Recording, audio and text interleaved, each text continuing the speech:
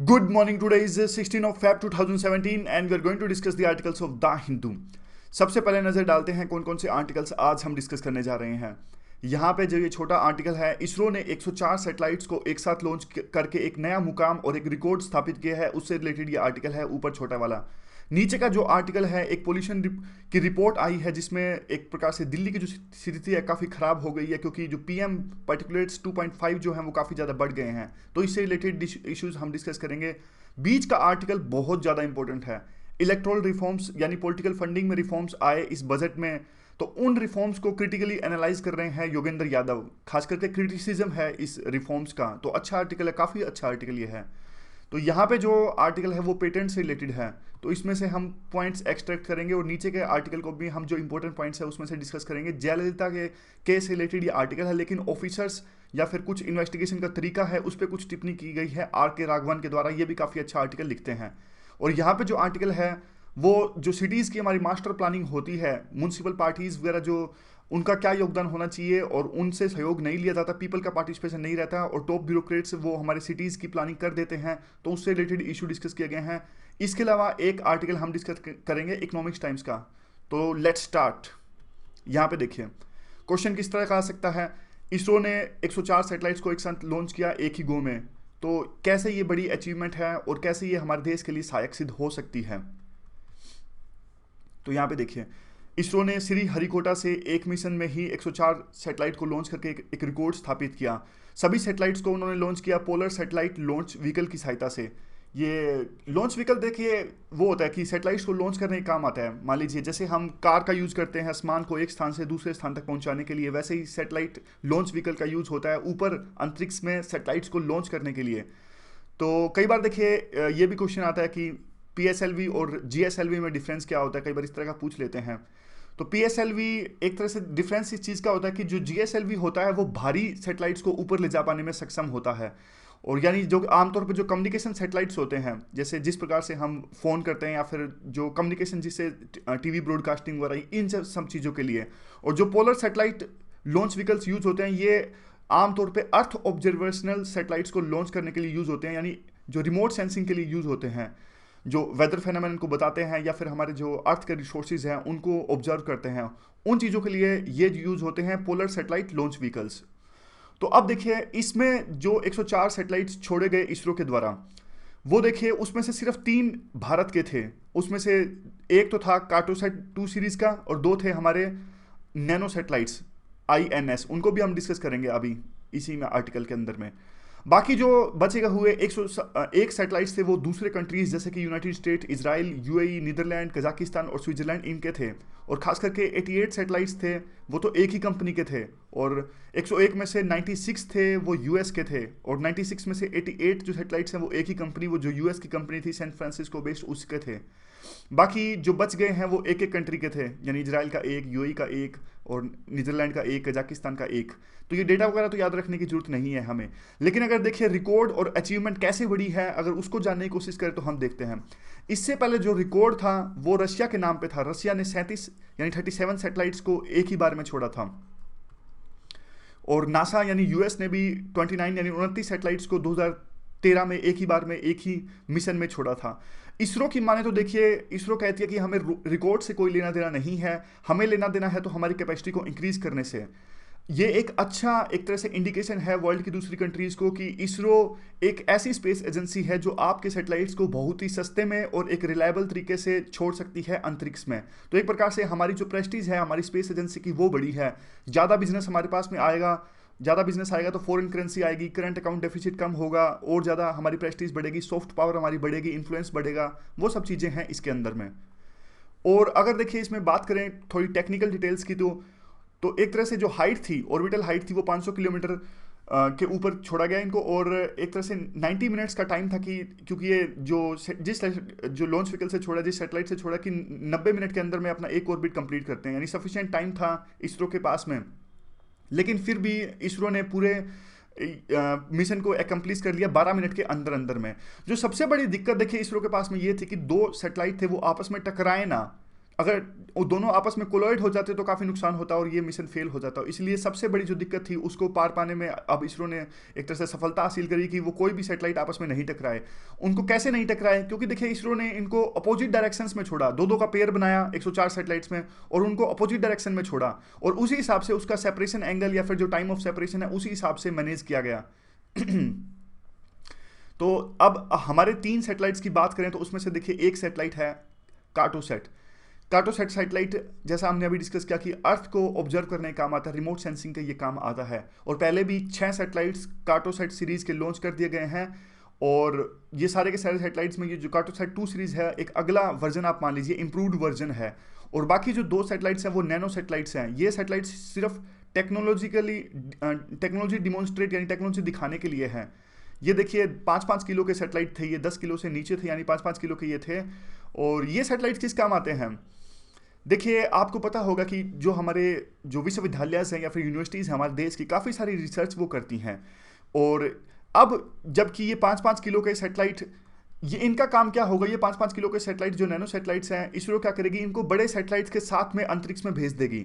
तो एक तरह से ये रिसर्च करने के काम आएंगे, थोड़े बहुत रिसर्च। तो अब जो यूनिवर्सिटीज़ छोटे छोटे सैटेलाइट बनाती है, अब उनके भी सैटेलाइट छोटे छोटे इसरो भेज देगी ऊपर। जो भी आप रिसर्च करना चाहते हो कर लीजिए, कोई दिक्कत नहीं है। तो इससे क्या होगा? हमारे देश में जो एक प्लेटफॉर्म मिल जाएगा यूनिवर्सिटीज़ को कि वो अपने रिसर्च को आगे बढ़ा सकें। तो इससे हमारा ही फायदा होगा, हमारे देश का फायदा होगा। तो अगर देखिए प्रीलिम के दृष्टिकोण से देखें तो क्वेश्चन ऐसे बनता है कि इसरो है क्या अलग से मिनिस्ट्री या नहीं? इसरो एक डिपार्टमेंट है जो कि डायरेक्ट प्राइम मिनिस्टर के अंदर आता है, प्राइम मिनिस्टर को रिपोर्ट करता है। मेंस में क्वेश्चन तो हमने डिस्कस किया था। तो मेंस में कई बार इस तरह का क्वेश्चन भी आता है कि क्या हमारे देश में पहले गरीबी है, क्या गरीबी को दूर किया जाए या फिर इसरो जैसी जो संस्थाएं हैं उस पर पैसा खर्च किया जाए? तो देखिए अब तो स्टैंड जो लेना है वो तो आपको पता ही है, क्योंकि देखिए अब इसरो ने साफ करके दिखा दिया कि बल्कि बहुत ज़्यादा पैसा कमाया जा सकता है, बल्कि इसरो से भी। अब दूसरे देशों के सैटेलाइट्स लॉन्च किए हैं तो हमें कितना फ़ायदा होगा, हमारे पास में फॉरेन करेंसी आएगी। तो ये सब पॉइंट्स हैं, आप लिख सकते हो। बहुत सारे फायदे होते हैं। देखिए ना सिर्फ इकोनॉमी, पैसे का फ़ायदा नहीं होता। दूसरे देशों के सैटेलाइट छोड़ेंगे तो हमें हमारी सॉफ्ट पावर बढ़ेगी, और ये सैटेलाइट हम लॉन्च करेंगे तो दूसरे देशों के साथ कोलाबरेट करेंगे तो वो भी हमें टेक्नोलॉजी देंगे, तो टेक्नोलॉजी देंगे तो हमारी रिसर्च और बढ़ेगी। देश में एक तरह से इंस्पायरेशन आती है, जैसे हमें भी प्राउड, हमें गर्व है कि हमारे जो देश की जो इसरो एजेंसी है इसने 104 जो सैटेलाइट्स हैं उनको एक साथ जोड़ा।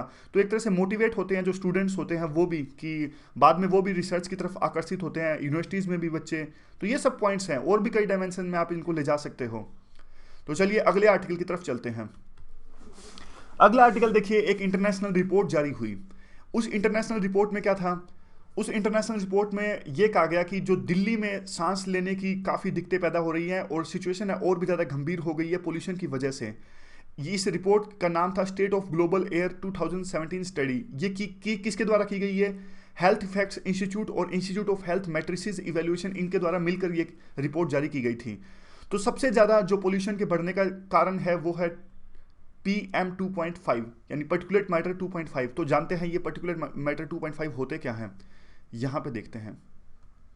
देखिए ये एक तरह से पोल्यूशन के कण ही होते हैं, और ये हवा में घूमते रहते हैं। जैसे आपने देखा होगा कि जो पानी की बूंदें हैं, ड्रॉपलेट्स हैं, जो कई बार धुंध की फॉर्म में या फिर फॉग की फॉर्म में ऊपर हवा में तैरती रहती हैं, वैसे ही ये ड्रॉपलेट होते हैं। पोल्यूशन ये एक तरह से पोल्यूटेड मैटर होते हैं, बिल्कुल छोटे से मटेरियल जिससे शरीर को काफ़ी नुकसान पहुंच सकता है। हमारे शरीर के अंदर ये जा सकते हैं, रिस्पायरेटरी सिस्टम यानी सांस लेने की जो हमारा सिस्टम है वहाँ पर जा सकते हैं, ब्लड सप्लाई में जा सकते हैं।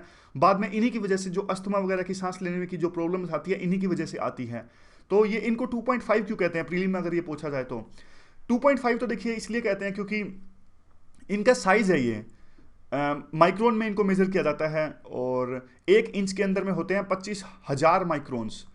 और अब देखिए अगर इन पार्टिकुलेट मैटर की अगर साइज की बात करें तो एक बाल से जो हमारा हेयर होता है, बाल होता है, उससे 30 गुना छोटे होते हैं ये पार्टिकुलेट मैटर। तो थोड़ा सा डेटा था इसके बारे में। और सबसे ज़्यादा आते कहाँ से हैं? सबसे ज़्यादा देखिए आपको पता है कि नॉर्थ इंडिया में कई बार क्या होता है कि जो बचा हुआ फसल होती है, मान लीजिए रबी और खरीफ की, खरीफ के बाद में अगर मान लीजिए खरीफ की फसल को काट दिया गया और रबी का सीजन आने वाला है, तो यहाँ पे ऐसी प्रैक्टिस प्रीच की जाती है कि नॉर्थ इंडिया में कि खासकर कि उस बची हुई फसल को आग लगा देते हैं, ताकि इससे टाइम भी बच जाता है, क्योंकि किसान भी एक तरह से हेल्पलेस होते हैं, क्योंकि उनको एक भागादौड़ी होती है कि आगे जल्दी से रबी की बिजाई करनी है, तो वो पिछली फसल को एक तरह से जला देते हैं जल्दी सॉल्यूशन निकालने के लिए, उसको धरती से निकाला जा सके। और खास करके अगर देखिए काटते हैं तो लेबर की आवश्यकता होती है, किसानों को काफ़ी महंगा पड़ता है, इसलिए भी वो फसल को आग लगाना काफ़ी उचित समझते हैं। लेकिन इससे इन्वायरमेंट का काफ़ी नुकसान होता है, पर्यावरण को काफ़ी नुकसान होता है इससे। तो इस आर्टिकल में देखते हैं अब, ये देखिए यहाँ पर, तो इससे यही पता लगता है कि सेंटर जो है, जैसे आग लगाने की जो ये प्रैक्टिस है, फसलों को, बची हुई फसलों को आसपास के, दिल्ली के आसपास के स्टेट्स जैसे कि पंजाब, उत्तर प्रदेश, राजस्थान, हरियाणा, यहाँ कर्ब नहीं कर पाई है। और एनजीटी ने भी डायरेक्शंस दी थी दिल्ली को कि आप इस बात को कर्ब कीजिए, और खुले में जो कूड़े को आग लगाई जाती है या फिर जो बची हुई फसल है उसको आग लगाई जाती है, या फिर जो डीजल पावर्ड व्हीकल्स है, जो ऐसे वाहन जो डीजल से चलते हैं, उन पे आप रोक लगाने की कोशिश कीजिए। तो ये 3 पॉइंट ये याद रखिएगा। मेंस के पॉइंट मैं आपको बताता जाता हूँ कौन कौन से याद रखने की आवश्यकता है। ये 3 पॉइंट इंपॉर्टेंट है, आगे भी आएंगे। एक सेकेंड। अब देखिए, जानते हैं कितना ये गंभीर ये समस्या है। देखिए 1990 में अगर बात करें तो पार्टिकुलेट मैटर थे वो 60 माइक्रोग्राम्स पर क्यूबिक मीटर थे, और आज बढ़ के उनकी संख्या है वो 74 यानी 74 हो गई है 2015 के अंदर में। तो देख लीजिए आप कितना डिफरेंस आ गया है। तो उसके बाद में देखिए जो वीक पॉलिसी है हमारी पोल्यूशन पे यानी प्रदूषण पे, उसकी वजह से काफ़ी मौतें होती हैं। एक अनुमान के अनुसार में 11 लाख भारतीयों की मौत होती है इस प्रदूषण की समस्या की वजह से हर साल। और कई स्टडी की गई और सबने यही दर्शाया कि देखिए जो ये सिचुएशन है वो बद से बदतर होती जा रही है साउथ एशिया में, और खासकर साउथ एशिया में, इंडिया में, यहाँ रहना भी दूभर हो गया है। जो क्रॉप रेजिड्यूज यानी फसलों का जो बचा हुआ रेजिड्यूज होता है उसकी वजह से ये प्रॉब्लम क्रिएट होती है। और उससे निदान दिलाने के लिए हमारा जो इंडियन एग्रीकल्चर रिसर्च इंस्टीट्यूट यानी कि IARI है, इन्होंने कई सारे मेथड्स सुझाए। तो इनको याद रखने की आवश्यकता है हमें। कौन कौन से मेथड्स इन्होंने सुझाए? इन्होंने कहा कि देखिए आप जो बचा हुआ वेस्ट होता है फसलों से उसको कन्वर्ट कर दीजिए फोडर में, या फिर आप उसको बायोगैस में कन्वर्ट कर दीजिए, बायोफ्यूल में कन्वर्ट आप उनको कर सकते हैं, कंपोस्ट में कन्वर्ट कर सकते हैं। लेकिन इन सब चीज़ों पे कुछ आगे बात बढ़ी नहीं, क्योंकि देखिए या तो किसानों के पास में जो है टेक्नोलॉजी की कमी है, या फिर थोड़ी उनके पास में एक तरह से प्रॉपर नॉलेज का एक्सटेंशन नहीं हुआ है वहाँ पर, इसी वजह से ज़्यादा फॉलोअप नहीं हो पाया। सोल्यूशन तो काफ़ी दिए गए, क्योंकि पिछली बार आपने देखा होगा, आपको याद भी होगा, दिल्ली में एक धुएं का बादल आया था। सर्दियों में खासकर इस तरह की दिक्कत ज़्यादा होती है, खरीफ के बाद में और रबी की फसल से पहले, यानी सर्दियों की फसल से पहले। और उसके बाद में देखिए इस साल क्या हुआ, नॉर्दर्न स्टेट्स जैसे कि यूपी, पंजाब, हरियाणा, राजस्थान, इन सब स्टेट्स में राइस से वीट में अब वो स्विच किया। तो देखिए राइस से वीट में यानी चावल से अनाज में इन्होंने शिफ्ट किया। तो हुआ क्या, बहुत सारा ऐसा वेस्ट था जिसको उन्होंने जलाया, और जो लोकल प्रोहिबिटरी ऑर्डर्स थे उसको भी इग्नोर किया, और इसी वजह से जो पोल्यूशन की समस्या थी इस साल काफ़ी ज़्यादा थी। अब देखिए किसानों को तो क्या ब्लेम करें, गवर्नमेंट को खुद ही इस चीज़ की रिस्पॉन्सिबिलिटी लेनी चाहिए। और गवर्नमेंट टाइम पे देखिए सीडर मशीनरी, एक मशीनरी होती है जिससे इस जो स्ट्रा यानी बचे हुए रेजिड्यूज हैं इनको रिमूव किया जा सकता है। तो गवर्नमेंट को चाहिए था कि प्रॉपर प्रावधान करे, प्रॉपर प्रोविजन करे इस तरह की मशीन्स का ग्रामीण अंचल में, ताकि वो किसान ना जलाएं मजबूरी में आकर, जो ये सब चीज़ें हैं। और दूसरी बात है कि 500 मिलियन टन जो एक क्रॉप रेजिड्यूज हर साल जलाया जाता है, अब इस चीज़ को रोकने के लिए गवर्नमेंट को मिशन मोड में काम करना पड़ेगा, अदरवाइज प्रदूषण की समस्या और ज़्यादा गहरा जाएगी। तो उसके अलावा 2 और पॉइंट यहाँ पे, 2 और सोल्यूशन है, चीप सोलर कुकर्स या फिर बायोगैस के प्लांट्स। वही है, बायोगैस के प्लांट तो पहले भी था, इनको हमारी रूरल इकोनॉमी है वहाँ पे इंटीग्रेट किया जाए। अदरवाइज देखिए नो रिलायबल डिस्ट्रीब्यूशन मैकेनिज्म, मतलब इनको डिस्ट्रीब्यूट करने का कोई रिलायबल मैकेनिज्म अभी तक हमने खोजा नहीं है। तो ये सारे पॉइंट्स हैं। अच्छा आर्टिकल था, एनवायरनमेंट में भी यूज कर सकते हैं और भी कई जगह इनको यूज किया जा सकता है। तो चलिए अगले आर्टिकल की तरफ हम चलते हैं। ये आर्टिकल बहुत जबरदस्त आर्टिकल है, ध्यान से सुनिएगा पूरी कॉन्सेंट्रेशन के साथ में। क्वेश्चन किस तरह का आ सकता है कि जो पॉलिटिकल फंडिंग में रिफॉर्म्स आए इस साल बजट को, आपको उन रिफॉर्म्स को क्रिटिकली एनालाइज करना है। जब भी क्रिटिकली एनालाइज करना हो तो पहले तो पॉइंट्स बता दो कि पॉइंट्स हैं क्या क्या। तो 4 पॉइंट्स, 4 चीज़ें हुई बजट में।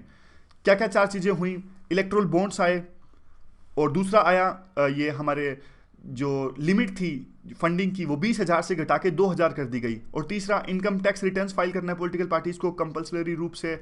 और चौथा डोनेशन दे सकते हैं पॉलिटिकल पार्टीज को चेक से या फिर डिजिटल मोड से। तो कई तरह के रिएक्शंस आए इन चारों रिफॉर्म्स से। कुछ लोगों ने कहा कि रिफॉर्म्स के लिए एक तरह से अच्छी शुरुआत है लेकिन पर्याप्त नहीं है। कुछ लोगों ने कहा कि एक सहायक सिद्ध होंगे ट्रांसपेरेंसी या अकाउंटेबिलिटी लाने के लिए। लेकिन योगेंद्र यादव कहते हैं इस आर्टिकल में कि बल्कि जो ऑलरेडी थोड़ी बहुत ट्रांसपेरेंसी है सिस्टम के अंदर में, वो भी दूर हो जाएगी इन रिफॉर्म्स की वजह से। तो कहते जानते हैं कैसे, और पूरे आर्टिकल में ये भी आएंगे, डिटेल में भी आएंगे कि इलेक्टोरल बॉन्ड होते कैसे हैं और लिमिट कैसे। तो डिटेल में है अब ये पूरा आर्टिकल। पहले तो 4 स्टेप आप याद रखिए किस प्रकार से ये 4 रिफॉर्म्स आए हैं। तो अब देखते हैं कैसे। ये कहते हैं कि एकदम उल्टा होगा, ट्रांसपेरेंसी लाने की बजाय ट्रांसपेरेंसी चली जाएगी। और एक तो सबसे पहले रिडंडेंसी है इसमें। रिडंडेंसी कैसे है? रिडंडेंसी ऐसे है, देखिए। अब मान लीजिए चौथा पॉइंट देखिए, डोनेशन बाय चेक्स और डिजिटल मोड, यानी हम अब पॉलिटिकल पार्टीज को दे सकते हैं डोनेशन चेक की सहायता से या फिर डिजिटल मोड की सहायता से। एक बात बताइए, ध्यान से सोचिएगा, क्या पहले हमें कोई रोकता था? मतलब सीधी सी बात है ना, मतलब क्या पहले हमें कोई रोकता था कि हम डिजिटली नहीं दे सकते? तो कहने का मतलब क्या हुआ कि अब कोई दे सकता है? क्या पहले कोई नहीं दे सकता था? पहले भी लोग दे ही सकते थे। तो रिडंडेंसी है, कोई नई चीज़ ये नहीं है, ऐसा योगेंद्र यादव कहते हैं। और दूसरी बात, अच्छा तो ये तब होता, मजे तो तब आते जब ये कंपलसरी कर देते, मतलब एक तरह से एक जरूरी हो जाता और करना ही करना पड़ता लोगों को। जो भी पॉलिटिकल पार्टीज को डोनेशन देना चाहते हैं वो आपको कंपलसरी रूप से आपको वो डोनेशन डिजिटल माध्यम से देना है, तब मजे आते, तब होता कुछ काम। तो अब एक सेकेंड, ये थोड़ा ज़्यादा आगे आ गए हम। हाँ ठीक है। तो अब देखिए, अब ये दूसरा जो पॉइंट है इनका कि जो इनकम रिटर्न्स, जो अब पॉलिटिकल पार्टीज को इनकम टैक्स रिटर्न्स फाइल करना जरूरी है, मैंडेटरी है। देखिए ये तो पहले ही था। इनकम टैक्स एक्ट 1961 में सेक्शन 13A में पॉलिटिकल पार्टीज को मिनिमम यानी stipulated time with in the time frame अपने पॉलिटिकल जो ये इनकम टैक्स रिटर्न्स है उनको फाइल करना है। तो ये कुछ भी नया नहीं है। लेकिन करते क्या है, मेजर पॉलिटिकल पार्टीज हैं वो करते ही नहीं है। कुछ तो अपने रिटर्न से काफ़ी लेट फाइल करते हैं, कुछ करते ही नहीं है। तो फिर भी गवर्नमेंट को क्या करना चाहिए था? गवर्नमेंट को इस जो पहले से जो कानून मौजूद है उसको अच्छे से विल पावर दिखा के इंप्लीमेंट करना चाहिए था, तब मजे आते। लेकिन अब गवर्नमेंट ने क्या किया? अब सरकार ने सिर्फ इतना कह दिया कि पॉलिटिकल पार्टीज को इनकम टैक्स रिटर्न फाइल करने हैं। वो तो पहले ही करने थे, तो नया क्या है इसमें? वो लेकिन करते नहीं। बात तो यही है ना, करते नहीं है। उसको इंप्लीमेंट करने के लिए कुछ करना चाहिए था। तो ये तो हुई दो बात, जो रिडंडेंसी यानी रिपीटिशन की जो चीज़ पहले ही थी। अब दूसरे इशू जो आते हैं वे, उसमें से एक इशू है पहला, तीसरा इशू जो है कैश डोनेशन का। कैश डोनेशन में देखिए, ध्यान से देखिएगा ये बात। हमें क्या लगा था कि सरकार ने बजट में क्या किया कि जो पॉलिटिकल पार्टीज हैं वो, अब देखिए मैं आपको पहले का अभी का नॉर्म बताता हूँ। इलेक्शन कमीशन के नॉर्म के हिसाब से 20,000 से नीचे का जो चंदा है उसके लिए आपको नाम बताने की जरूरत नहीं है, यानी आप अज्ञात रूप से 20,000 रुपये से नीचे तक का चंदा दे सकते हो। अगर आपको 20,000 से ऊपर तक का चंदा देना है तो आपको पूरी डिटेल्स अपने बारे में देनी पड़ेगी। तो पॉलिटिकल पार्टीज क्या करती हैं, अपना जो भी पूरा 100 करोड़ का चंदा दिखाती हैं। पॉलिटिकल पार्टीज ऐसे कह देती है कि हमें जो चंदा मिला है सारा 20,000 से नीचे का मिला है। तो ऐसा करने में उनको कोई डिटेल्स देने की आवश्यकता है नहीं, क्योंकि 20,000 से नीचे का चंदा देना तब तो छूट है ना, नाम बताने की जरूरत ही नहीं है। तो इसलिए पॉलिटिकल पार्टीज ये कहती है कि हमें तो सारा चंदा 20,000 से नीचे आया है। जैसे मैं आपको एक एग्जाम्पल बताता हूँ, फनी एग्जाम्पल है। एक पॉलिटिकल पार्टी ने अपना चंदा दिखाया कि 200 करोड़ का कितना चंदा था उनका। तो उनसे पूछा गया था वो आपको कहाँ से मिला, तो उन्होंने नाम दिखाए सारे रामलाल रामलाल रामलाल रामलाल। हालांकि नाम ना दिखाते तो भी 20,000 से नीचे का काम चल जाता, लेकिन उन्होंने दिखाए सारे कम से कम 1,000 मतलब बहुत सारे रामलाल थे, रामलाल रामलाल श्यामलाल मोहनलाल, मतलब साफ साफ पता लग रहा है ना फर्जी नाम थे। तो ये बात है कि एनोनिमस यानी अज्ञात रूप से 20,000 से नीचे का चंदा दे सकते थे और पॉलिटिकल पार्टीज इसको एक्सप्लॉइट करते थे। तो बहुत से लोगों ने ये सोचा कि अब सरकार ने लिमिट घटा दी है, यानी 20,000 से लिमिट घटा के 2,000 कर दी है कि अब जो अज्ञात चंदा दे सकते हैं हम पॉलिटिकल पार्टीज को वो 2,000 तक का दे सकते हैं, और जो कि पहले 20,000 तक का दे सकते थे। यानी सरकार ने लिमिट घटा दी है इसकी। लेकिन योगेंद्र यादव के हिसाब से ऐसा कुछ भी नहीं हुआ। जो हुआ है वो कुछ अलग हुआ है। वो क्या हुआ है वो अब हम देखते हैं। तो अब हुआ क्या है, देखिए योगेंद्र यादव के हिसाब से सरकार ने इसमें तो कुछ फेरबदल किया ही नहीं। 20,000 की लिमिट अभी भी है। सरकार ने बस एक जो हमारा रिप्रेजेंटेशन ऑफ पीपल एक्ट में सेक्शन 73 में एक नई चीज ऐड कर दी है। वो चीज क्या है कि कैश में 2,000 से ऊपर चंदा नहीं दे सकते हम किसी पॉलिटिकल पार्टी को 1 साल के अंदर में। ध्यान से सुनिएगा, दोबारा से बोलता हूं, बहुत इंपॉर्टेंट ये बात है। नई चीज एक ऐड करी है सरकार ने कि 2000 से ज्यादा का चंदा हम कैश में यानी नोटों की फॉर्म में कैश में किसी भी पॉलिटिकल पार्टीज को 1 साल से ऊपर 1 साल के अंदर में नहीं दे सकते। यानी अगर ज्यादा 2000 से ज्यादा चंदा देना है तो वो कैश में ना देकर किसी डिजिटल माध्यम से देंगे, या तो चेक की फॉर्म में देंगे या फिर डिजिटल ट्रांजेक्शन करके देंगे। तो ये चेंज हुआ है, डिफरेंस है दोनों बातों में। ये लिमिट वैसी जो अज्ञात चंदा दे सकते हो वो लिमिट वैसे की वैसी ही पड़ी है, बस 2000 रुपए से ज्यादा कैश में नहीं दे सकते, बस एक नई चीज ऐड करी है गवर्नमेंट ने। तो अब इसके क्या रिपरकशंस हैं ये देखिए। ये कहते हैं कि देखिए किसी भी अभी अज्ञात व्यक्ति को 2000 से ऊपर का चंदा देना तो वो तो दे देगा, लेकिन वो रहा तो अज्ञात का अज्ञात ही ना, एनोनिमस डोनेशन वो रहा, इसमें तो कोई चेंज नहीं हुआ। जबकि वही तो इलेक्शन कमीशन ने रिकमेंड दिया था, वो तो इलेक्शन कमीशन ने जो रिकमेंड किया था वो तो सरकार ने किया नहीं, बल्कि एक छोटा सा दूसरा नुस्खा डाल दिया। अब उसका क्या फर्क पड़ेगा, उसमें भी उसके बारे में भी लिखा हुआ है। फिर ये 2-3 अपने एग्जाम्पल देते हैं। ये कहते हैं कि देखिए लॉ कमीशन ने काफ़ी सारी चीज़ें कही और इलेक्शन कमीशन ने भी कही कि रूल ऐसे आते तो मजे आते कि कोई भी पॉलिटिकल पार्टी है वो 20 करोड़ से ज़्यादा का चंदा कैश में ले ही नहीं सकते। इस तरह की कोई लिमिट रखनी चाहिए थी कि 20 करोड़ से ज़्यादा चंदा कैश में नहीं ले सकते, या फिर ओवरऑल जितना डोनेशन आता है पॉलिटिकल पार्टीज़ को उसका 20% है वो अज्ञात नहीं हो सकता, यानी 20% सिर्फ अज्ञात हो सकता है, 80% का आपको पूरी डिटेल्स देनी पड़ेगी। इस तरह की कोई बात होती तो मजे आते, लेकिन इस तरह की बातें नहीं हुई। तो अब चलते हैं आगे। तो इम्पैक्ट क्या होगा इसका, देखिए इम्पैक्ट तो इनके हिसाब से तो कुछ नहीं होगा। कैसे, ये कहते हैं कि देखिए ज़्यादातर जो चंदा होता है ना वो तो पॉलिटिकल पार्टी लीडर्स के पास में होता है। मतलब कहते हैं कि जो पॉलिटिकल फंडिंग यानी बैंक्स में जो पैसा दिखाते हैं कि इस पार्टी का इतना पैसा है, वो तो टिप इन द आइसबर्ग, चिंदी भर पैसा होता है। वो असली पैसा तो लीडर्स के पास में होता है जिसे इलेक्शंस में वो खर्चा करते हैं। और जो पॉलिटिकल पार्टीज का बैंक अकाउंट्स में पैसा होता है वो तो ऐसा पैसा होता है बस जिसको ब्लैक मनी को व्हाइट में कन्वर्ट किया होता है, वो थोड़ा बहुत खर्चा दिखाने के लिए। मतलब कुछ तो खर्चा दिखाना पड़ता है ना इलेक्शन कमीशन को कि इस पॉलिटिकल पार्टी ने थोड़ा बहुत खर्चा किया है, तो इसलिए बस वो जो खातों में पड़ा होता है वो इलेक्शन कमीशन को दिखाने के लिए होता है बस थोड़ा बहुत चंदा। असली पैसा तो पॉलिटिकल लीडर्स की जेब में होता है। तो अब होता क्या है, अब ये कहते हैं कि जो चंदा ये दिखाते हैं तो उस एंट्रीज को जो अकाउंटेंट होते हैं, अकाउंटेंट उस ब्लैक मनी को व्हाइट मनी में कन्वर्ट करके खातों में दिखा देते हैं और उसी को दिखाते हैं कि ये देखिए हमारे पास इतना चंदा आया है। तो होगा क्या इस चीज से, और इससे ज्यादा कुछ नहीं होगा कि पहले वो बड़ी एंट्रीज दिखाते थे अकाउंटेंट होते हैं, वो अब 2000 से नीचे की एंट्रीज दिखाएंगे। समझ गए? तो नीचे की एंट्रीज दिखाएंगे तो कुछ इसका फायदा होने वाला नहीं है, बस थोड़ी अकाउंटेंट की फीस बढ़ जाएगी और इससे ज्यादा कुछ नहीं होगा। चलिए अब अगला जो है वो ये भी इंपॉर्टेंट चीज है, इलेक्टोरल बॉन्ड्स का। देखिए इलेक्टोरल बॉन्ड्स का सरकार ने कहा कि बहुत इससे फायदा होगा। मैं आपको थोड़ा सा एक एग्जांपल से ही बताता हूँ इलेक्टोरल बॉन्ड्स जो इनके हिसाब से क्या है। सरकार ने तो ये कहा था कि देखिए कई बार जो कंपनीज होती हैं वो पॉलिटिकल पार्टीज को चंदा देती हैं, तो बाद में अगर वो पॉलिटिकल पार्टी सत्ता में नहीं आती तो दूसरी पार्टी काफ़ी तंग करती है उस कंपनी को कि आपने दूसरी पार्टी को चंदा क्यों दिया। सरकार ने तो कहा इसलिए हम लाए, लेकिन इसमें नुकसान होगा काफ़ी ज़्यादा। काफ़ी इंटरेस्टिंग है ये। हम इसे देखिए एक एग्जाम्पल से समझते हैं। एक एग्जाम्पल से समझते हैं, मान लीजिए एक पार्टी है, कौन सी मानोगे आप पार्टी? मरुनाल मान लीजिए। मरुनाल काफ़ी अच्छा काम करता है, लोगों की बहुत सहायता करता है। तो मरुनाल ने अब सोचा कि जो ये कोचिंग सेंटर है इनको ख़त्म करने के लिए मैं एक पार्टी बनाता हूँ। मरुनाल की एक पार्टी है, मान लीजिए मैं जमा कराना चाहता हूँ मरुनाल की पार्टी में एक पैसा। तो कैसे मैं इलेक्टोरल फंड्स की, इलेक्टोरल बॉन्ड्स की सहायता से जमा कराऊंगा, एक एग्जाम्पल की सहायता से हम समझते हैं। देखिए मान लीजिए मेरा खाता है HDFC बैंक में और इसको ऑथराइज किया है सरकार ने कि HDFC बैंक से आप इलेक्टोरल बॉन्ड्स खरीद सकते हो। तो मैं क्या करूंगा, मैं HDFC बैंक में जाऊंगा क्योंकि मुझे पैसा जमा कराना है मरुनाल की पार्टी में। ठीक है, मैंने HDFC बैंक में गया, मैंने इलेक्टोरल बॉन्ड्स खरीदे, कितने के? 1000 रुपए के। ठीक है, अब HDFC बैंक को पता है कि मैंने इलेक्टोरल बॉन्ड्स खरीदे हैं 1000 रुपए के, लेकिन HDFC बैंक में जहां मेरा खाता है उनको ये नहीं पता कि मैं कौन सी पार्टीज में वो बॉन्ड जमा कराऊंगा। समझ गए? मैंने बॉन्ड्स खरीद लिए 1000 रुपए के। अब एक तरह से मान लीजिए मैं मरुनाल की पार्टी में पैसा जमा कराना चाहता हूं, तो अब इलेक्शन कमीशन के अनुसार में मरुनाल का खाता होना जरूरी है, किसी दूसरे बैंक में या फिर HDFC बैंक में भी हो सकता है। तो मान लीजिए इनका खाता है SBI के बैंक में, मरुनाल का खाता।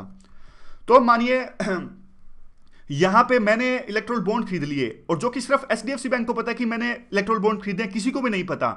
अब मैं जाऊंगा SBI की ब्रांच में जहां पे मरुनाल का खाता है, मैं मरुनाल के खाते में यानी मरुनाल की पॉलिटिकल पार्टी में मैं पैसा जमा करा दूंगा यहां पे, यानी वो इलेक्टोरल बॉन्ड में जमा करा दूंगा। अब वो इलेक्टोरल बॉन्ड तो एक तरह से पैसा ही है ना, पैसे से खरीदे थे मैंने, वो यानी कि पैसा जमा हो गया अब SBI के अंदर में।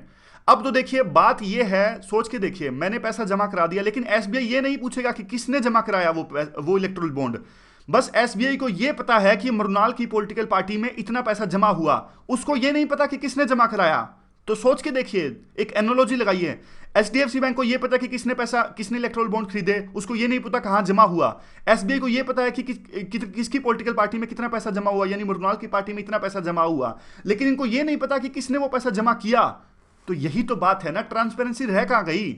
इनकम टैक्स रिटर्न्स के हिसाब से फायदा तो तब होता है, ये इनकम टैक्स एक्ट के हिसाब से या आरपीए के हिसाब से, जब पूरी ट्रांसपेरेंसी आती कि कौन किसको कितना पैसा दे रहा है। यहां पे तो पूरा अज्ञात रूप से सिस्टम चल रहा है, इसको ये नहीं पता, उसको ये नहीं पता, यानी कि इसको कुछ ही नहीं पता कि कौन किसको कितना पैसा दे रहा है। बस मुझे पता है और मृणाल को पता है, यानी कि मैं आपको पैसा दे रहा हूं, मृणाल को पैसा दे रहा हूं, सिर्फ हम दोनों को एक दूसरे को पता है, बाकी किसी को नहीं पता। तो ट्रांसपेरेंसी तो नहीं आई ना।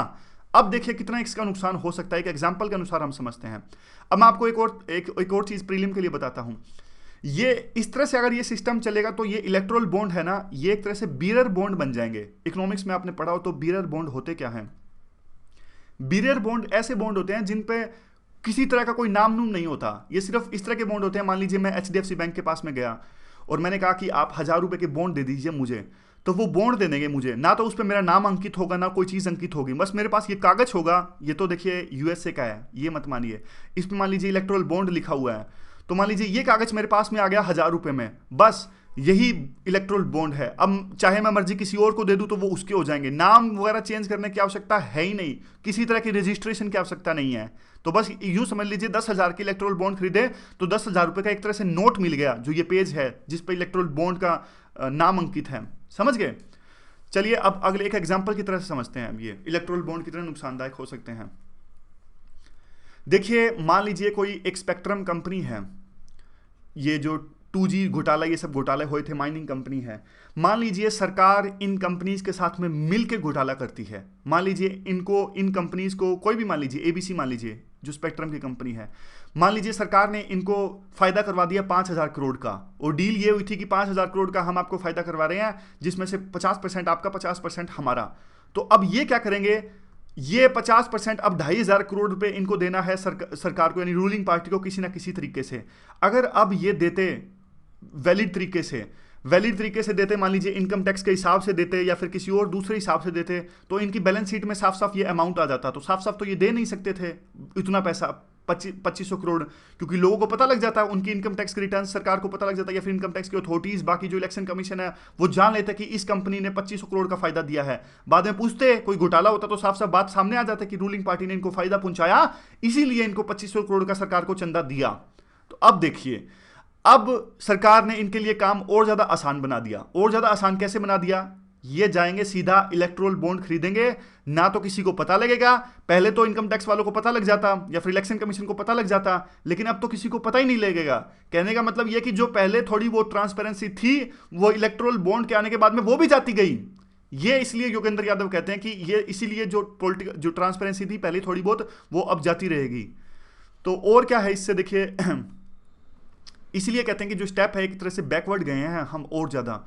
इससे जो ये कंपनीज हैं वो, अगर हम यूं कहें कि वाइट मनी को ब्लैक मनी में कन्वर्ट कर लेंगे वो तो थोड़ा ज़्यादा हो जाएगा, लेकिन वाइट मनी को ग्रे मनी में जरूर ये कन्वर्ट कर लेंगे इलेक्ट्रोल बॉन्ड की सहायता से। तो ये सीक्रेसी और ज़्यादा आ गई है, जबकि सिस्टम को ट्रांसपेरेंट बनाने की आवश्यकता थी, लेकिन ये तो और ज़्यादा सीक्रेसी आ गई है इस पूरे सिस्टम में। अब देखिए, अब और भी किसी को, मतलब यानी जो भी लोग चेक या फिर डिजिटल माध्यम से चंदा देते हैं, उनको भी किसी तरह के, वो क्यों ही देंगे ना वो चंदा। अब वो इलेक्ट्रोल बॉन्ड की सहायता से वो नाम छुपा के दे सकते हैं, तो कौन देगा डिजिटल माध्यम से ये पैसा। तो ये सारा आर्टिकल था, बहुत ही अच्छा आर्टिकल ये था। चलिए अगले आर्टिकल की तरफ हम चलते हैं। ये आर्टिकल ज़्यादा इंपॉर्टेंट तो नहीं है, देखिए जल्दी से इसको डिस्कस करते हैं। ये कहते हैं कि यूएस चैम्बर्स ऑफ कॉमर्स एक रैंकिंग जारी करता है कि किसने जो इंटेलेक्चुअल प्रॉपर्टी राइट्स को अच्छे से फॉलो किया। उसमें हमारी रैंक जो है काफ़ी बार बहुत पीछे पीछे आती है। 45 देशों में हमारी रैंक दी गई 43, इवन ब्रुनई से भी नीचे हमारी रैंक को दिया गया। प्रॉब्लम है जो वो इंडेक्स के साथ में ही है, मेथोडोलॉजिकल जो फ्लॉ है इसमें, इसलिए दिक्कत होती है। और पूरा जो इनका मेथड है वो एक तरह से दूसरे देशों की बेइज्जती करने के लिए यूज किया जाता है। इवन टोगो भी हमसे ऊपर है, टोगो देख लीजिए कैसा कंट्री है। तो इसलिए ये कह रहे हैं कि पेटेंट सिस्टम को ही खत्म कर दिया जाए। और हमारे देश में जिस प्रकार से इनोवेशन गुरु कहते हैं कि आप भी पेटेंट बढ़ाइए, पेटेंट ज़्यादा से ज़्यादा जारी कीजिए, अपनी रैंकिंग में सुधार कीजिए, तो एक तरह से वो बात है। और दूसरी बात आती है कि पेटेंट मेक इन इंडिया, यानी इंडिया में प्रोड्यूस कीजिए, पेटेंट की संख्या बढ़ाइए।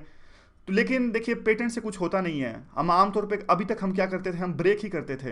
यानी हमारी जो फार्मास्यूटिकल की जो कंपनीज हैं वो जेनरिक ड्रग्स को प्रोड्यूस करती हैं, जो अमेरिका वगैरह की जो कंपनीज हैं वो ड्रग्स को प्रोड्यूस करती हैं, हम उनका तरीका देख लेते हैं। जब उनका पेटेंट सिस्टम खत्म हो जाता है फिर हम उनके तरीके के हिसाब से जेनरिक ड्रग्स को प्रोड्यूस करते हैं। तो हमारा जो सिस्टम था अभी तक जो ब्रेकिंग इन यानी जैसे जो पेटेंट वो बनाते हैं उनके सिस्टम को ब्रेक करके हम सीख लेते थे और फिर जेनरिक ड्रग्स को प्रोड्यूस करते थे।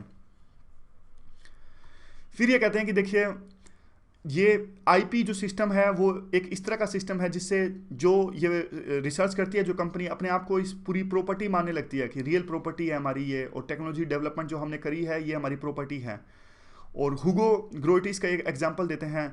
इन्होंने कहा था कि जो पानी को नहीं यूज कर सकते, पानी को अप्रोप्रिएट नहीं कर सकते क्योंकि पानी फ्लो कर रहा है, लेकिन धरती को यूज कर सकते हैं या फिर दूसरे रिसोर्सेज है उनको यूज किया जा सकता है, वो फ्लो नहीं कर रहे, वो एक जगह पे स्थिर है, पानी को यूज नहीं किया जा सकता। लेकिन आज सोच के देखिए हाई सीज यानी समुद्र को कितना यूज करते हैं सभी देश मिलके, और ये सबके लिए अवेलेबल है, तो उनकी ये भविष्यवाणी गलत साबित हुई।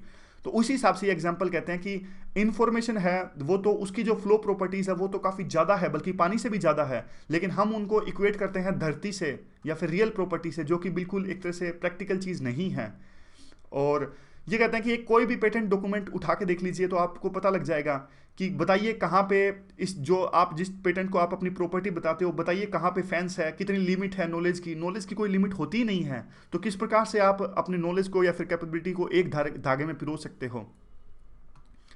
फिर ये कहते हैं तो एक तो ये देखिए लॉटरी सिस्टम बन गया है, और जो एडवांस कंट्री सिस्टम जो एडवांस पेटेंट सिस्टम है यूएस या जर्मनी का, हम भी उनसे अलग नहीं है। हमारे यहाँ पे भी पेटेंट सिस्टम देख लीजिए 50% से ज़्यादा तो रिजेक्ट हो जाते हैं। पेटेंट ऑफिस होते हैं उनके पास में रिसोर्स नहीं होते, वो कैपेबल नहीं होते, और हाईली सब्जेक्टिव टेस्ट होता है कि किसको पेटेंट दिया जाए किसको नहीं दिया जाए। तो वे फॉरवर्ड में कहते हैं कि पेटेंट जो है अनसर्टेनिटी पैदा करता है और इनएफिशिएंट है अपने आप में।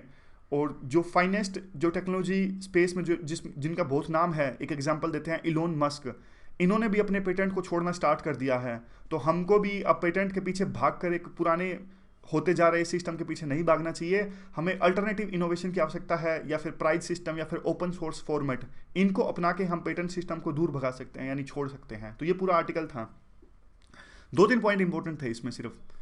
चलिए अगले आर्टिकल की तरफ चलते हैं। जयललिता से रिलेटेड ये केस था पूरा, हमने कल भी इसको डिस्कस किया था। तो इसमें से हम क्या अपने एथिक्स में यूज कर सकते हैं। देखिए किसी भी पॉलिटिकल पार्टीज को फ्रेम करना करप्शन के चार्जेस में, या फिर न्याय दिलाना, या फिर जो अगर उन्होंने गलत काम किया है तो उसके लिए उनको सज़ा दिलवाना आसान काम नहीं है। ये आर.के. राघवन द्वारा लिखा गया आर्टिकल है, क्योंकि यही ऑफिसर थे, इन्होंने ही जांच की थी जयललिता के केस में। यस, ये वही आर.के. राघवन है जो काफ़ी बार आर्टिकल्स लिखते हैं, और इन्होंने ही जांच की थी जयललिता के केस की। ये कहते हैं कि अपने एक्सपीरियंस शेयर करते हैं कि कितनी दिक्कतें आती हैं। ये कहते हैं कि देखिए हिम्मत नहीं होती, जयललिता जैसी लीडर जिनको भगवान माना जाता है तमिलनाडु के अंदर में, हिम्मत नहीं होती ऑफिसर्स की उनके घर में जाके जांच कर सके। इतने गालियां मिलती है, कहने का साफ साफ फ्रेंकली बताऊं तो फ़ोन कॉल्स आते हैं, बहुत दबाव आता है कि आप जांच छोड़ दीजिए। तो ये अपना एक्सपीरियंस बताते हैं कि कैसे इस पूरे केस के अंदर में कितने बिल्कुल प्रॉपर्टी लोग थे, यानी कितने ऑनेस्ट लोग थे जिनकी वजह से ये पूरा केस जो था वो सेटल हो पाया। सबसे पहले तो अपनी बारे में बताते हैं, मतलब खुद की तारीफ तो नहीं करते लेकिन इनडायरेक्टली साफ साफ यही है। और वैसे ईमानदार, काफ़ी ईमानदार ऑफिसर हैं ये आर.के. राघवन, कहा जाता है ऐसा, और इसमें तो कोई डाउट है नहीं। उसके बाद ये जज की भी तारीफ करते हैं, लोकल कोर्ट के जो जज थे उन्होंने भी बताया कि काफ़ी प्रेशर आया इन पे कि इस केस को छोड़ दीजिए। जो पब्लिक प्रोसिक्यूटर है यानी सरकारी जो वकील होते हैं बी.वी. आचार्य, उनकी भी तारीफ करते हैं कि आमतौर पे ऐसे जो ईमानदार और बिल्कुल एक तरह से ज़बरदस्त ऑफिसर काफ़ी कम देखने को मिलते हैं। तो इन सब की तारीफ करते हैं। तो पब्लिक एथिक्स में अब इन सब के हम एग्जाम्पल्स लिख सकते हैं। वैसे अब जो इंपॉर्टेंट पॉइंट्स जो हम लिख सकते हैं वो ये है कि जो सॉल्यूशंस के रूप में ये दिए हैं, ये कहते हैं कि ये केस जो है एक तरह से बीकॉन होता है बत्ती यानी प्रकाश, रेड बीकॉन यानी लाल बत्ती जिसे कहते हैं, जो कि आपको लेनी है। ये देखिए, ये कहते हैं कि सीबीआई और विजिलेंस मशीनरी जो होती है उनके लिए सबक साबित होगा ये केस। कैसे? ये कहते हैं कि देखिए ओरल एविडेंस होता है ना, वो लंबे टाइम तक नहीं जाता। गवाह तो तैयार कर लेती है सीबीआई या फिर विजिलेंस, लेकिन वो गवाह बाद में पलट जाते हैं कोर्ट में जाके, क्योंकि दबाव होता है उन पर बहुत ज़्यादा। इसलिए ज़्यादा से ज़्यादा आप जो थे वो रिकॉर्ड्स यानी डॉक्यूमेंट्स आप इकट्ठे कीजिए। इसीलिए ये प्रकाश का काम करेगा। इस जो ये इस केस में जो था वो डॉक्यूमेंट्स के बेस पे ही एक तरह से शशिकला को सजा मिली। जयललिता तो आज हमारे बीच में जीवित नहीं है। तो मतलब कहने का मतलब ये है कि आज जरूरत ये होनी चाहिए कि सरकार को ज़्यादा से ज़्यादा डिजिटलाइजेशन करने की कोशिश करनी चाहिए, जैसा सरकार अभी कर रही है। क्योंकि जितने ज़्यादा डॉक्यूमेंट्स वो डिजिटलाइज फॉर्म में होंगे उतने ज़्यादा जो इन्वेस्टिगेशन एजेंसीज हैं उनके पास में अवेलेबिलिटी उनकी होगी, और इससे किसी भी अगर कोई गलत काम होता है तो उनको फ्रेम किया जा सकता है। तो ये सारी बात है। दूसरा ये कहते हैं कि विजिलेंस डायरेक्टोरेट्स को फ्री कर देना चाहिए, यानी स्टेट्स को उन पे हुक्म नहीं चलाना चाहिए। आज एक ऑल इंडिया सर्विस ऑफिसर को भी फ्रेम करना हो विजिलेंस डिपार्टमेंट को तो उसके लिए भी अनुमति लेनी पड़ती है सरकार से। फिर ये कहते हैं कि डिसऑनेस्टी और लोभ जो है वो बढ़ता ही जा रहा है और काफ़ी डिसरिस्पेक्टिंग है, इसलिए एक जो सीनियर ऑफिसर्स हैं उनको भी एग्जाम्पल सेट करना पड़ेगा। जब तक वो करप्ट रहेंगे तो वो कैसे किसी जूनियर को कह सकते हैं कि आप करप्ट मत रहिए। चलिए अगले आर्टिकल की तरफ हम चलते हैं। प्लानिंग और लोकल अथॉरिटीज़ का ये एग्जाम्पल है। देखिए हमारे जो सिटीज़ हैं काफ़ी उनकी प्लानिंग काफ़ी ख़राब है। आपने काफ़ी बार ये सुना होगा और देखा भी होगा, दिल्ली देख लीजिए या फिर कोई दूसरे सिटीज़ आप देख लीजिए। लेकिन फिर भी हर 10-20 साल में वो एक फॉर्मेलिटी पूरी करते हैं, एक रिचुअल पूरा करते हैं अपने मास्टर प्लान को घोषित करने का कि हमारा सिटी के लिए मास्टर प्लान ये है। उसी कड़ी में बेंगलोर जो है अब अपना एक मास्टर प्लान घोषित करने जा रहा है अपने बेंगलोर की डेवलपमेंट के लिए 2031 तक का। इसका काफ़ी विरोध हुआ है। बेंगलोर डेवलपमेंट अथॉरिटी इस मास्टर प्लान को घोषित करने जा रही है। काफ़ी विरोध इसका हुआ और कुछ लोगों ने तो कुछ जो हमारे सिविल सोसाइटी है उन्होंने तो लेजिटिमेसी को भी विरोध किया कि कैसे आपको हक है कि आप इस तरह का जो मास्टर प्लान जारी करें। देखिए काफ़ी डायमेंशंस हैं बेंगलुरु की और इस कैसे मतलब जो बेंगलोर में अभी हो रहा है हमारे पूरे देश की गवर्नेंस में भी ऐसा होता है। अर्बन प्लानिंग को किस तरह से डिसाइड किया जाता है, ये पूरी प्रोसेस पूरी अनडेमोक्रेटिक, अलोकतांत्रिक, नॉन पार्टिसिपेटिव, लोगों का इसमें काफ़ी योगदान काफ़ी कम होता है। इवन ऊपर से जो टॉप ब्यूरोक्रेट्स हैं वो डिसीजन ले लेते हैं और नीचे वालों से यानी लोगों से काफ़ी कम पूछा जाता है, जबकि उनसे सबसे ज़्यादा पूछना चाहिए था। 74वीं कॉन्स्टिट्यूशनल अमेंडमेंट की हम बात करें तो इसमें ये सब जो काम थे वो अर्बन लोकल गवर्नमेंट्स को दिए गए थे, जबकि वास्तव में ये काम उनके द्वारा नहीं किए जाते, अर्बन लोकल गवर्नमेंट के द्वारा ये नहीं किए जाते। उनका तो एक लिमिटेड इन्फ्लुएंस होता है। Urban planning, regulation of land use या फिर प्लानिंग ऑफ इकोनॉमिक्स, ये सब तीनों काम है। अर्बन प्लानिंग पहला, दूसरा और तीसरा, प्लानिंग फॉर इकोनॉमिक्स, ये सब काम तो देखिए 12वें शेड्यूल के अंदर में आते हैं। यानी स्टेट गवर्नमेंट को ये सब काम लोकल अथॉरिटीज़ को देने होते हैं लेकिन ये नहीं देते। और एक जो संविधान के अनुसार से अब ये अनिवार्य है कि 10 लाख से ऊपर जिस भी सिटी की पॉपुलेशन है 74वें कॉन्स्टिट्यूशनल अमेंडमेंट के हिसाब से उस सिटीज़ में मेट्रोपॉलिटन प्लानिंग कमेटी का गठन करना है और वो इस तरह के प्लान्स को इंटीग्रेट करेगा। और 3 लाख से ऊपर जिस भी सिटी की यानी शहर की पॉपुलेशन है वहाँ पे वार्ड कमेटी को बनाना अनिवार्य है। म्यूनिसिपल फंक्शंस वो करेगी उस वार्ड के अंदर में, लेकिन ऐसा होता नहीं। संविधान के अनुसार से जो चीज़ अनिवार्य है वैसा नहीं होता। तो 74वां जो अमेंडमेंट है ये देखिए अभी भी इसको फुल शेप लेना बाकी है। हमारे यूनियन गवर्नमेंट ने 1996 में एक मॉडल रीजनल और टाउन प्लानिंग डेवलपमेंट कानून लेके आए थे 1996 के अंदर में यूनियन गवर्नमेंट। तो उसके हिसाब से देखिए म्यूनसिपल कॉर्पोरेशन को एक लोकल प्लान्स तैयार करना था और एमपीसी को जो हमारी ये म्यूनसिपल प्लानिंग अथॉरिटी थी, मेट्रोपॉलिटन प्लानिंग कमेटी थी, उनको एक रीजनल प्लान तैयार करना था। लेकिन स्टेट गवर्नमेंट ने उनको करने ही नहीं दिया और इसको अच्छे से इंप्लीमेंट नहीं किया गया। और दूसरा ये चीज़ कहते हैं कि देखिए जो भी ये प्लान बनाती हैं ये जैसे बेंगलोर डेवलपमेंट अथॉरिटी या फिर जो भी स्टेट ये किसी सिटी के लिए मास्टर प्लान बनाती हैं वो कॉम्प्रिहेंसिव नहीं होता। कॉम्प्रिहेंसिव बोले तो देखिए ये कहते हैं कि ये यूँ तो बना देते हैं कि पूरे रीजन को ये सेग्रीगेट कर देते हैं कि ये हमारा कॉमर्शियल एरिया होगा, ये रेजिडेंशियल एरिया होगा, यहाँ पे दुकानें लगेंगी, यहाँ पे सब्जी की रेडियाँ लगेंगी। लेकिन वो ये सब चीज़ों पर जोर नहीं देते कि कैसे ट्रांसपोर्ट कैसा होगा, वाटर कैसा होगा, एनर्जी नेटवर्क कैसा होगा सिटी। अगर ये सब बता भी दें तो वो बाइंडिंग नहीं होता लोकल अथॉरिटी पे। स्टैच्यूरी बाइंडिंग होनी चाहिए सब चीज़ें और कॉम्प्रिहेंसिव प्लान बनाना चाहिए। तो ये सब हमारे मास्टर प्लान से रिलेटेड इश्यूज थे। अगला देखिए कल हमने एक डिस्कस की थी एक न्यूज़, उसी का फॉलो अप है, ये इकोनॉमिक्स टाइम्स का आर्टिकल है।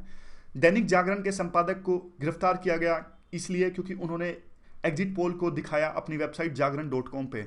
उस बात का खंडन कर रहे हैं एडिटर। कल तो ट्रिब्यून वाले तो समर्थन कर रहे थे और वो कह रहे थे कि ठीक है एक जो चैनल के नाम से या फिर एक अखबार के नाम से पूरी मीडिया का नाम नहीं खराब होना चाहिए, जबकि इकोनॉमिक्स टाइम्स वाले आज उनका सपोर्ट कर रहे हैं जागरण वालों का। वो कहते हैं कि ये गलत गिरफ्तार किया गया है, उनको गिरफ्तार नहीं करना चाहिए।